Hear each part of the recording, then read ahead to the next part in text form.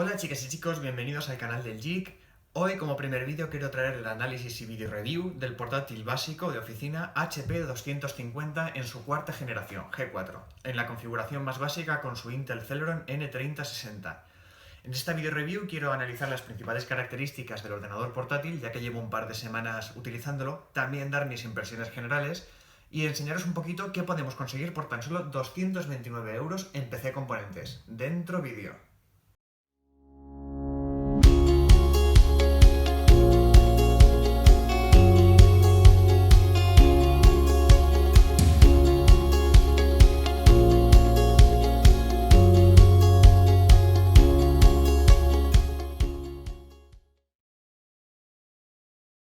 Bueno, aquí tenemos el equipo completamente cerrado.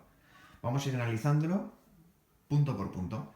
En primer lugar encontraremos una carcasa rugosa de plástico con un tacto, con una especie de entramado, dibujo y un logotipo brillante de HP, en el que podéis verme reflejado, por ejemplo. El tema de las bisagras, por ejemplo, son redondeadas por la parte de atrás y cubren perfectamente el ordenador. Por la parte frontal no tenemos nada más que una pequeña lengüeta, casi inapreciable, con la que podemos ayudarnos para tirar y abrir la tapa. En el lado izquierdo tenemos una rejilla de ventilación completamente inútil, que ya explicaré el porqué, un conector VGA, bastante clásico, un conector de Ethernet, un HDMI, dos puertos USB, el primero de ellos 3.0 y un multicable jack de auriculares y micrófono. En la parte derecha encontraremos un llave Tusto, lector de DVDs y regrabador, un tercer puerto USB, lector de tarjetas y, aunque no se note, LED de encendido y LED de disco duro, que lo utilizaremos para conocer si nuestro ordenador está encendido o apagado. Con el portátil abierto podemos observar que tiene una pantalla de 15,4 pulgadas, con una resolución HD de 1336 x 768, una resolución bastante estándar, aunque a todas luces insuficiente para la mayoría de las tareas cotidianas. Por la parte inferior tenemos un teclado completo QWERTY con teclado numérico bastante cómodo. Tiene un recorrido de teclas muy correcto y las teclas realizan un sonido bastante interesante. La verdad es que, como con todos los teclados de HP, no tengo demasiada queja. En cuanto a las teclas de función, son bastante diferentes. Tienen un pulso amortiguado y no realizan prácticamente ningún ruido, mientras que las teclas normales tienden a tener un recorrido bastante largo y un final seco. A continuación del teclado tenemos el trackpad, que me ha arrojado algunas luces y sombras, por así decirlo. Como parte positiva hay que reconocer que soporta muy bien los gestos multitáctiles que le hacemos. Reconocerá perfectamente gestos de 2, 3, 4 y hasta 5 dedos. Tiene un sonido en los botones bastante desigual, si nos fijamos. Uno suena muy firme y el otro más amortiguado. El principal problema que le achaco a este trackpad es que no hay una clara diferencia de textura. Es decir, estamos utilizándolo y sin darnos cuenta nos habremos salido. O haciendo gestos, muchas veces nos caerá el segundo dedo fuera del trackpad, con lo que no podremos hacer correctamente el gesto. Un cambio de textura o un bisel más pronunciado habría sido bastante beneficioso en este caso para el trackpad. Antes de continuar, hay una cosa que me gustaría destacar de este ordenador, y es su muy poco potente procesador.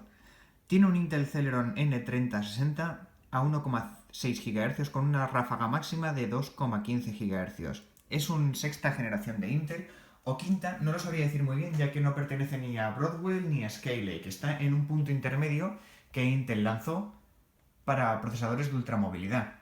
Si nos fijamos en la parte izquierda tenemos una rendija de ventilación, como habíamos comentado antes, pero es ciega. No se llega a apreciar en el vídeo, pero está tapada. Y esto tiene un motivo. El Intel Celeron rinde poco, pero además de rendir poco, consume y se calienta muy poco. Tampoco que este portátil no tiene ventilador, utilizará una refrigeración pasiva, que ya os comento resulta muy eficiente y no hace que el ordenador se caliente en exceso. Por otra parte tenemos una batería de 31 vatios hora, removible, situada aquí, que nos permitirá manejar nuestro equipo entre las 4 horas y las 6, dependiendo del brillo y de la cantidad de exigencia que estemos realizando sobre el ordenador. Vamos allá con la hoja de especificaciones completa y final. Incorpora un Intel Celeron N360 a 1,6 GHz con una velocidad máxima de ráfaga de 2,15. Es un procesador de 2 núcleos con un rendimiento, un consumo y una potencia realmente baja, pero suficiente para las tareas ofimáticas para las que fue diseñado. Incorpora 4 GB de memoria RAM DDR3 que se pueden ampliar hasta 8. Eso sí, solo incorpora un único banco y está diseñado bajo una tecnología fanless, es decir, no tiene ventilador y no emitirá ningún sonido mientras esté funcionando. Por otra parte, cabe mencionar que pese a no tener ventilador, no notaremos que se sobrecalienta en ningún momento. La pantalla es mate, con una resolución que se queda simplemente en HD con 1336 puntos por 768. Una resolución que a todas luces parece insuficiente, de hecho lo es, pero arroja unos resultados suficientes para el precio que tiene, que recordamos que son 228 euros más IVA en PC Componentes, por ejemplo. Ahora vamos a proceder a encenderlo y a ver nuestras primeras impresiones. Vamos a proceder a encenderlo y vais a observar que no emite ningún sonido.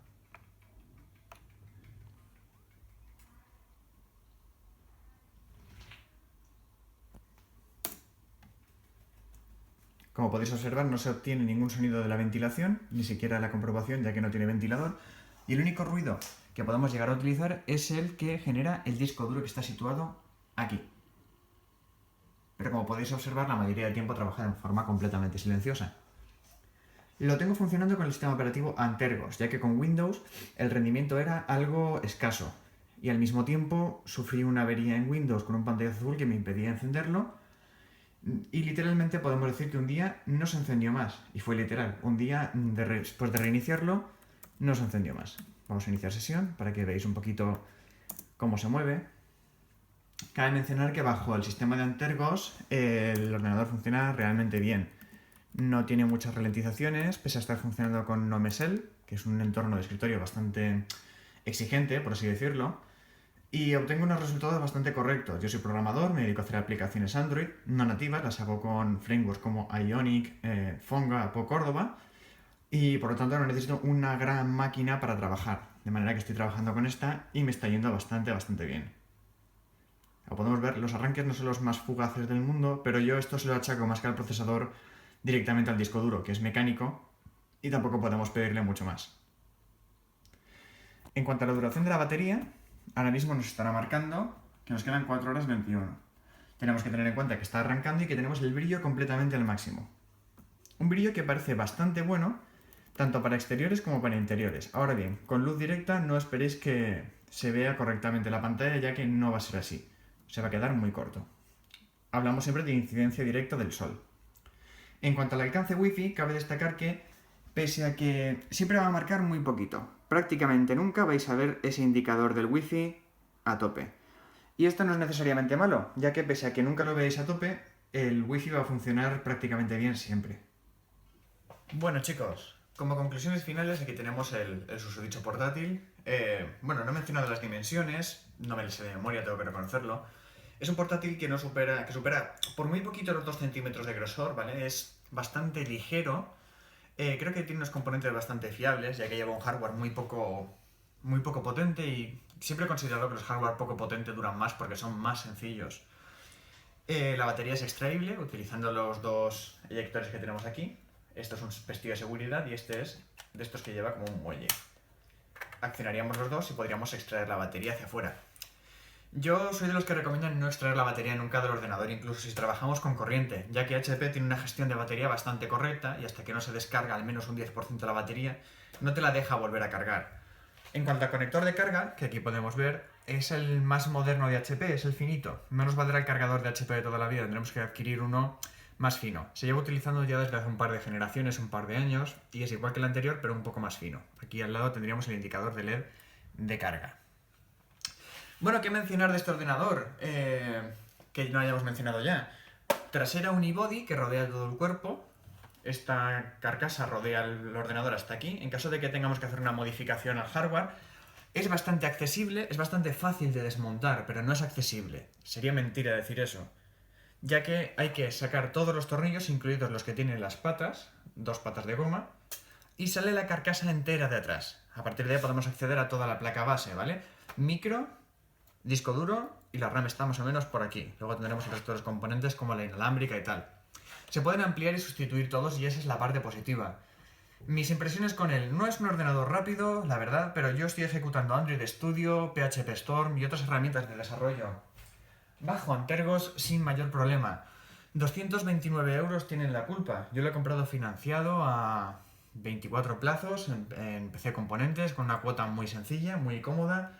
Y qué decir, la verdad es que me gusta bastante. Es mi segundo HP y lo he cogido directamente de todas las diferentes opciones. Lo he cogido por ser HP.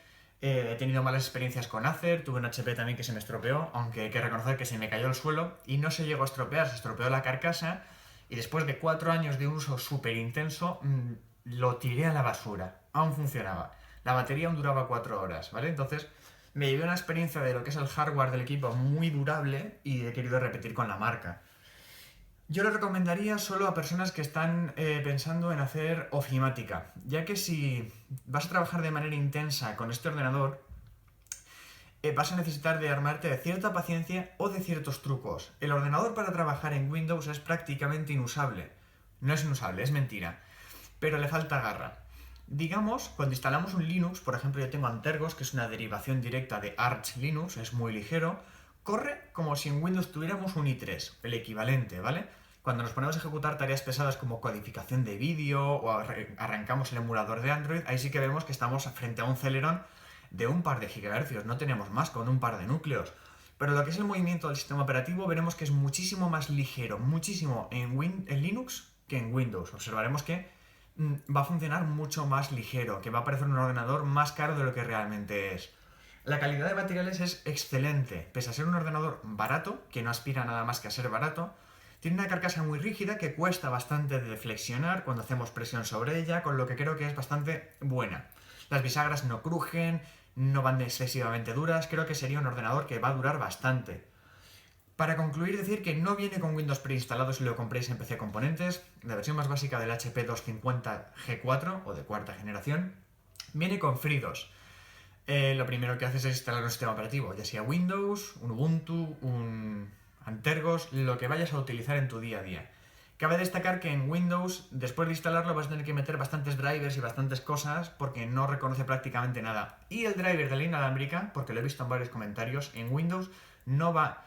Va, pero va si estás a esto del router. Si te separas 2 metros, se cae el wifi. Instalas el driver del wifi de la página de HP y ya funciona. Problema solucionado.